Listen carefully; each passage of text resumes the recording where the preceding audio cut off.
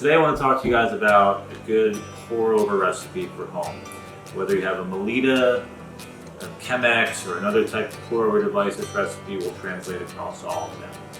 This is a recipe I learned from a former Brew world champion, Tetsu. He won in 2016 with this recipe. I fell in love with it ever since and I've never changed it. So a couple things you're going to need. Obviously a pour-over device. You're going to need a scale and you're going to need a timer. So you need a phone if there's not a timer built into your scale. So whether you're brewing coffee for one person or 3 or more people, this recipe will scale up, which is another great thing about it.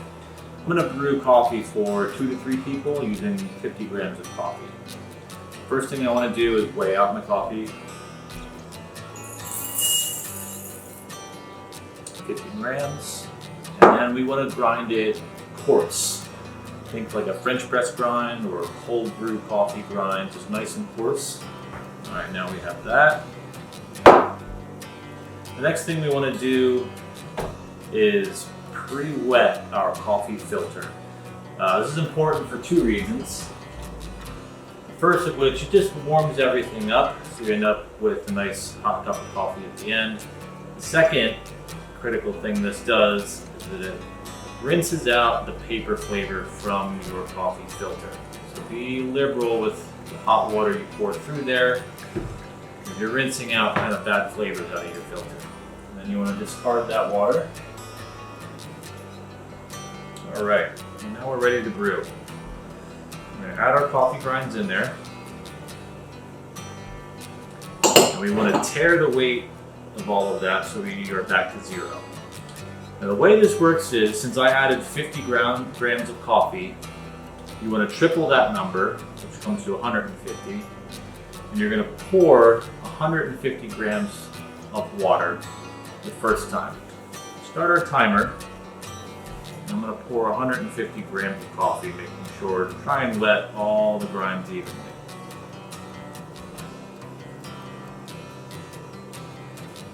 It doesn't have to be 150 exact, just nice and close. Now when my timer hits 45 seconds, I'm going to go ahead and pour another 150 grams of coffee over this.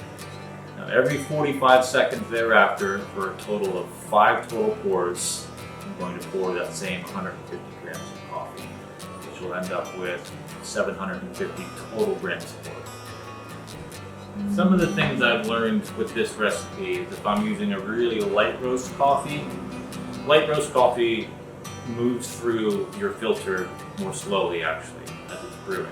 And so if you find that your timer's running and it hits about 4 minutes total brew time, but yet there's still water coming through your filter, I like to just pull that filter out and discard the water that's still left in the filter. The reason being is it'll start to be over extracted, and some of those flavors might not be ideal. So most of the water should have come through at that point. There's still a little bit left in there. I just discard that. So there's 4 minutes. Still a little bit of coffee brewing through there. I'm just going to discard that. I have my finished